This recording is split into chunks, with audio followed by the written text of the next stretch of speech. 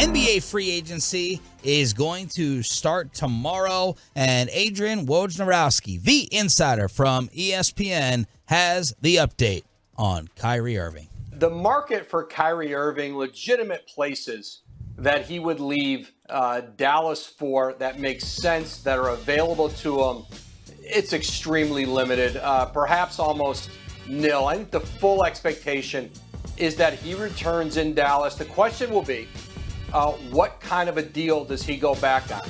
How many years on a contract? I don't think the money will be as much of an issue as how many fully guaranteed years are there for Kyrie Irving. I think that's where the negotiation is going to be between he and the Mavericks. But if he wants to maximize his money on this deal, the place to do that is in Dallas.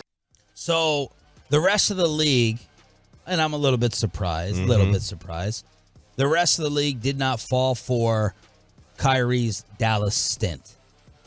Everyone has basically backed off. Now, the teams that can spend aren't really in a winning situation to add Kyrie anyway, but the rest of the league has spoken. They've spoken loudly. Go ahead, Mavs. You can pay him, and you can keep him. That's the scariest part of this whole thing. It's not. The scariest part of this whole thing is not Kyrie Irving's history anymore to me. It's that the rest of the league doesn't want anything to do. Well, it's because of the history. Now, it's because of the history. There's no doubt about that. But it's like, yeah, they've all the rest of the league has told us we good. Yeah. Like, we need to see more than 6 weeks or whatever it was, right? We need to see more than that. And that's the problem. That's the problem that the Mavs are going to run into. They're almost because there's a forced to. 0% chance. I'll give it one. There's a 1% chance that Kyrie Irving ends his career as a Dallas Maverick. Yeah, I would say that 1% also is like he has a career-ending injury next year while playing for the Mavericks. Knock on wood. That would be the kind of thing that I think would lead to him being here permanently. But I think that this is going to end poorly. Like we've talked about he was basically on parole last year, and that's the thing. Nobody's going to trust it. It's like you're going to be on your best behavior. You were looking for your deal that you've been, fighting with Brooklyn over for forever. And you just said, all right, let me be on my best behavior for a couple months. Even that, as soon as you got to Dallas, you deleted those apologies that got you in trouble in Brooklyn. You took that stuff down. So how rehabilitated are you to take the Shawshank Redemption line? But I think that teams are just like, we're not going to believe this. We've got way too much history with you to show who you are. So the team that we think he wanted to go to, the Lakers, not likely to have cap space. The teams that do have cap space, like I said, they're kind of in the middle of a rebuild, or they have their point guard of the future. Those include the teams that can spend: Indiana, San Antonio, Orlando, and the Houston Rockets. Now, yesterday, Brian Windhorst was suggesting heavily that James Harden was returning to Philly. So if you want Kyrie here, I would have a little bit of worry in the back of my mind about the armpit coming in here and outbidding you. Because the only thing that can screw the Mavericks here is now the offer that you make. Yes. How insulted is Kyrie Irving going to be with you trying to give him the right price versus the Mavericks screwing themselves a little bit, bidding against themselves and overpaying him? That's now what the next stage of this is going to be. That's exactly it. They could come in there, they just offer the max, then you got them.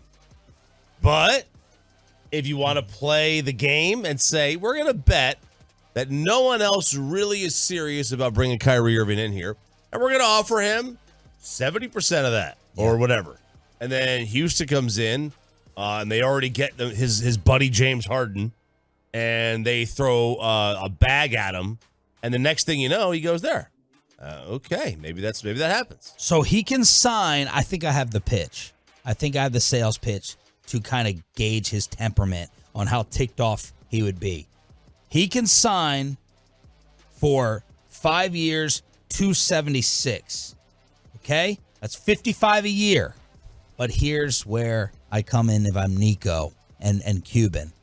Kyrie, we actually need you to take $47 a year, because if you take $47 a year, we can use our mid-level exception, which is 12.4. That's the reason with this whole JaVale McGee thing, I asked Bassick yesterday before Crosstalk. I'm like, wow, what's up with this JaVale McGee hold up with the DeAndre Ayton deal? And he said, well, the Mavericks didn't want to lose their exception. And one of the Tolos tweeted this to me late in the show. I read like 4 or 5 different articles on this trade possibility, and no one was bringing up the mid-level exception reason, which is the reason, a major thing to talk about. And I'm asking Mike, I said, why would you rather have a $12 million player versus a $30 million player in Ayton? Now, is Ayton playing and acting like a $30 million player? No, but the Mavs didn't want to lose that exception. And I'm like, wouldn't we all rather give up the exception and get DeAndre Ayton here? I most certainly would, but that's my pitch to Kyrie. Take $47 million, and we can still use the $12.5 million exception to bring in more help for you and Luka and see how he responds to that. He may say, I don't give a rip about another player to bring in here. You're going to give me $55 a year, which is my full earning potential. He'd be making more than Mahomes. I mean, there's a lot of people making more than Mahomes. Mahomes signed a bad contract. He did, because he's a bad union guy. You know what's interesting, though, is... Good job, Pat. Way to protect your legacy. $47 million a year is right on the nose the extension he refused from the Nets.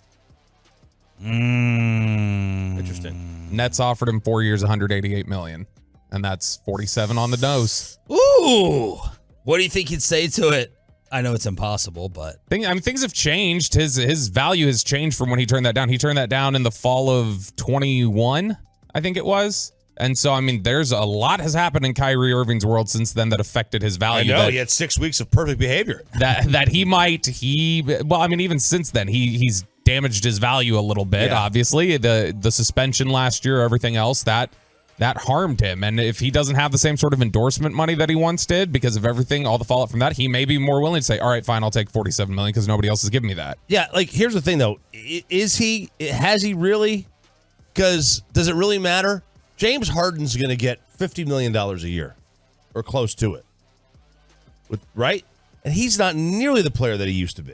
Right. Like, I don't think they care in this league. About if you've declined, like they're just signing guys left and right to mega contracts. James Harden is like is he even a top 20 player in the NBA at this point in his career? No. And he's going to get top 15 money. When he rejected that $47 million, Kyrie Irving, he was making $11 million a year reportedly from Nike. And so he lost the Nike deal. That's 11 off the table. Your priorities might change a little bit financially in terms of what you're willing to do. So Bassick did this yesterday. I thought it was pretty good. He took an article from Hoops Hype, the most overpaid players in the NBA, and you got their real value and their actual value. Oh, I like that. Okay, so John Wall, his actual salary for last season was $47 million. His real value based upon production was $4.7 million. Is that overpaid? $42.5 million overpaid for John Wall. Kemba Walker made $37 million last year. He was a $2 million player, according to Hoops Hype. That's $35 million overpaid. Russell Westbrook was overpaid by $32 million. His actual value was a $15 million player.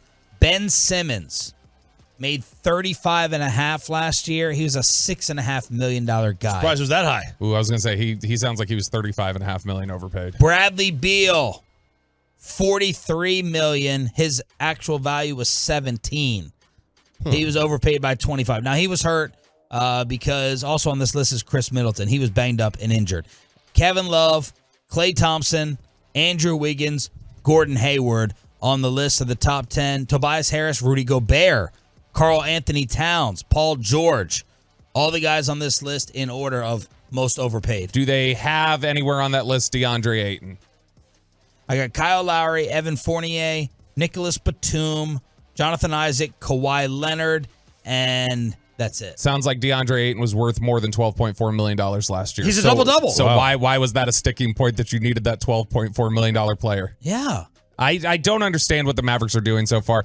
The sick part of me kind of hopes like the Rockets just come in and money like blow away Kyrie Irving. What do you mean you don't understand what they're doing? I don't understand what the Mavericks are doing in terms of the... You wanted them to draft. No. I don't understand what they're doing, though, in terms of the, like, well, we can't get rid of... We have to include JaVale McGee because we got to be able to keep this mid-level exception. Oh, we got to work out this deal here because of the mid-level exception. I understand the mid-level exception is great, but you've already added 3 rotational players. You added Max Prosper. You added Derek Lively. You've added Rashawn Holmes. Great. You've added... That's good. You've got Jaden Hardy and Josh Green who are growing into their roles. You've got depth here, and you can address other things. To me, it's just get more talent. Get somebody like Ayton here. Am I misreading it that they're preferring the $12 million exception over DeAndre Ayton? Am I misreading this somehow? They don't. I think they are. That's how I've kind of taken it. So trade it. They want. I guess it's not that they're preferring it over Ayton. It's that in their vision, they want Ayton and mid-level exception player, or they want mid-level exception player and another addition, whoever they go and trade for. I imagine they're going to make another trade this offseason. They want mid-level exception player and player a little under Ayton than just Ayton. That's what they would prefer. I mean, if you look at the Suns or other teams, like I don't know that's the wrong way to go about it. You know, like the Suns had 3 guys at the top and then nothing, right? They were very thin. Same with the Lakers, right? Yeah, so you have to be realistic. You ever gotten a steal of a deal and you hesitated and you were just too patient and then bam, it went away because you were trying to be too greedy?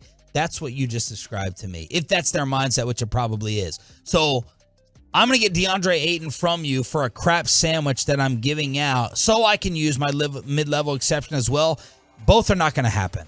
Both are not going to happen. You're gonna have to give up the mid-level exception. How much better do we feel about this Mavericks team when they tip off later this fall? If their starting lineup out there in game 1 was Kyrie Irving, Luka Doncic, DeAndre Ayton, Josh Green, and Jaden Hardy. A ton. It's a much better Don't we all feel pretty good about that team? Yes. Yeah. Compared to how it ended? It just seems a little silly to go, well, no, because I want to have... I mean, you want Bruce Brown. Even Dylan Brooks is out here saying he's going to get paid more than the mid-level exception. Bruce Brown's probably going to take more than the mid-level exception. You're talking about adding somebody below Dylan Brooks in terms of market value and sacrificing DeAndre Ayton in the process. That seems silly.